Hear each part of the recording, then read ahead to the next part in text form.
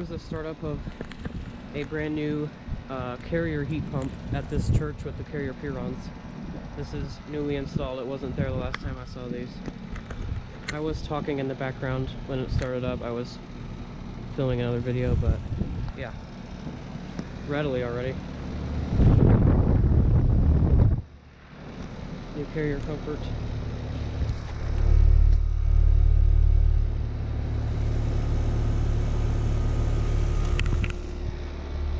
Yeah, new legs and everything. You can see where the old circular ones were.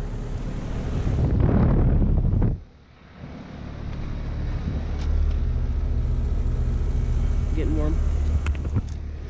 This is from 2023, and it's a 3.5 ton. The old one was a 4 ton, and it's a 410A unit. Starting to freeze up.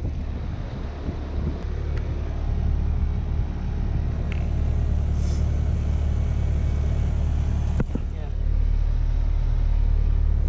it's good defrost weather right now.